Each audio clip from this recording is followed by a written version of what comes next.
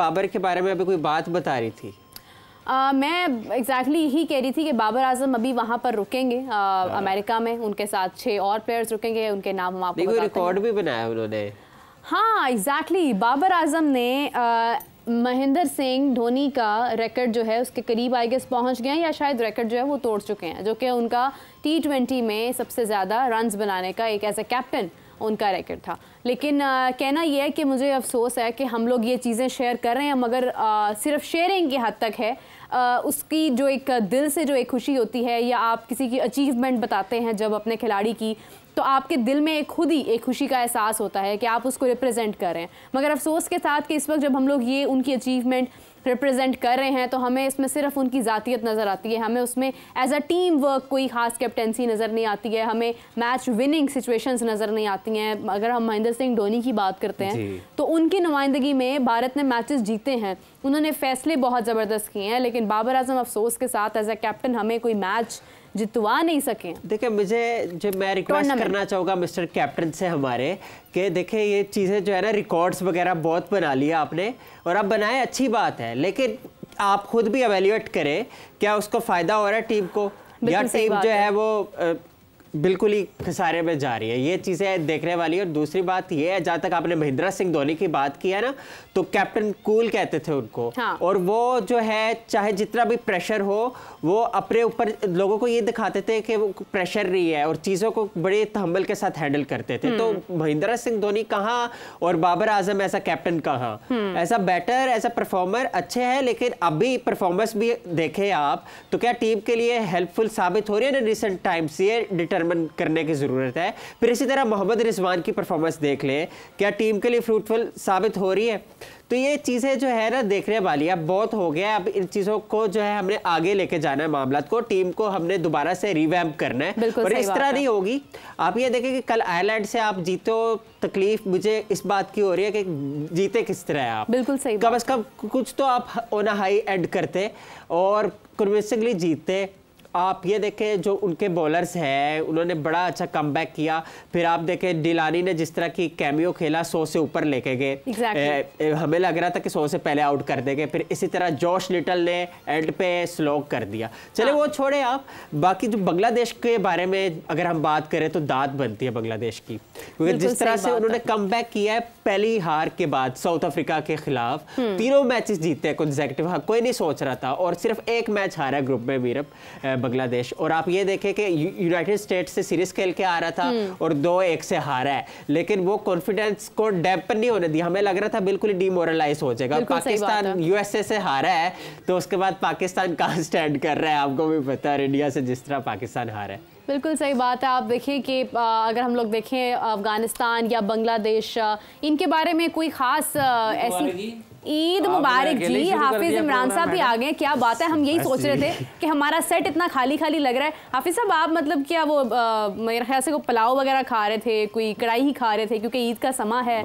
बन्नू पुलाव तो क्या इतना लेट क्यों हो गए? हम आपका इंतजार कर रहे थे, तमाम व्यूअर्स आपका इंतजार कर रहे हैं, सब ईद मुबारक कहना चाहते हैं। इमरान साहब कैसे, आप ठीक ठाक है? ईद मुबारक आपको। थैंक यू, बहुत शुक्रिया। ईद मुबारक सब देखने वालों को। कैसे गुजरती है ईद? अल्हम्दुलिल्लाह रब्बिल आलमीन सर, बहुत ज़बरदस्त है। हाफिज साहब भी हमारे, खराब ना करें, आपकी भी अच्छी गुजरती है। ज़बरदस्त। हाफिज साहब भी हमारे साथ हैं। हाफिज साहब, जैसे जैसे आपने अपने कदम बढ़ाए सेट की ओर, उसी तरह से हम अगर पाकिस्तान टीम की बात करें और वो पाकिस्तान भी आ रहे हैं, तो उसमें एक अभी खबर हमारे सामने ये आई है कि बाबर आजम के साथ 6 और प्लेयर, जिनमें इमाद वसीम भी हैं, आज़म खान भी हैं, मोहम्मद आमिर भी हैं, शादाब भी हैं, तमाम जो प्लेयर्स हैं वो अभी आराम से आएंगे, मतलब 22 तक आएंगे। अभी वहाँ पर थोड़ा मतलब स्टे करेंगे। और अगर हम बात करें बाकी प्लेयर्स की, तो वो 19 तक उनकी वापसी हो जाएगी, दुबई से वो वापस आ जाएंगे। तो ये क्यों टीम जाती इकट्ठे है, वापस आती है तो ग्रुप्स में आती है, कोई प्लेयर्स जो हैं वो कहीं से आ रहे हैं, कोई कहीं से आ रहे हैं, वो वहाँ पर अपना थोड़ा वक्त गुजार रहे हैं अमेरिका में, क्या वजह है इसकी? देखिए, जब टीम हारती है तो फिर ये कोई नई बात नहीं है, ये ऐसे ही होता है, ऐसा ही होता है, लेकिन वजह क्या होती है? और ये कोई नई चीज़ नहीं है। देखें, आप वापस इकट्ठे आने का कोई मकसद नहीं रहता ना। जब आप फतेह होते हैं तो आपकी वापसी पे इस्तकबाल होता है, आपकी बहुत सारी कमर्शियल एक्टिविटीज़ भी होती हैं, आपको हुकूमती सतह पर भी खैर इस्तकबाल किया जाता है। और जब आप हार जाते हैं तो फिर आपकी ना सिर्फ लोग आपको बुरा भला कह रहे होते हैं, उनसे भी बचने की ज़रूरत होती है, बल्कि मजमूई तौर पर भी जिस आप कोई मकसद नहीं होता ना इकट्ठे आने का। जब आप हार जाते हैं इकट्ठे आने का कोई मकसद नहीं होता। और वैसे भी वो तो कभी भी इकट्ठे नहीं आएंगे जो इकट्ठे हैं ही नहीं, तो उनको इकट्ठे आके उन्होंने क्या करना है? खेल नहीं रहे हैं वो इकट्ठे, क्या उनसे हम मतवक्को करेंगे कि वो मतवक्के होंगे कि वो वापस आएंगे। हाफिज साहब, अगर हम बात करते हैं कल के मैच की, जिस तरह पाकिस्तान और आयरलैंड का मैच था, फिर उसके बाद बाबर आजम की प्रेस कॉन्फ्रेंस सामने आई, फिर गैरी क्रिस्टन का बयानिया सामने आया कि उन्होंने कहा कि टीम में इत्तेहाद नहीं है, अब टीम में वो नहीं रहेगा जो इन चीज़ों को ठीक नहीं करेगा। सख्त फैसलों की भी प्रेडिक्शन जो है वो दी जा रही है कि टीम के हवाले से होंगे। तो अभी ये पूरा टूर्नामेंट जो है ये हमारे लिए एक बहुत बड़ा सबक है। अगर हम देखें कि जिस तरह से बांग्लादेश क्वालिफाई किया, अफगानिस्तान एक बेहतरीन अंदाज में क्वालिफाई किया और हम सुपर 8 का हिस्सा नहीं बन सके हैं, तो जो एक टीम के अंदर जो एक बेहतरी है वो किस हद तक होने की ज़रूरत है और एग्जैक्टली कहाँ से वो उसका जो स्टार्ट है वो कहाँ से होना चाहिए? मैं तो इस चीज़ के बारे में ना मेरी ज़ाती हैसियत में ये राय है कि ठीक है, कभी कभार मशवरा दे देना चाहिए कि आप ऐसे कर लें, आप ऐसे कर लें, लेकिन ये देना नहीं चाहिए। सही बात है। उसकी वजह ये है कि जो लोग वहाँ पर बैठे हैं इस काम के लिए, अगर तो वो मशवरा पूछें तो दें। मुफ्त में मतलब मशवरा आप नहीं मुझे, देना चाहिए। मैं आपको हर वक्त आपको मशवरा देता रहूँ तो मुझे क्या ज़रूरत है?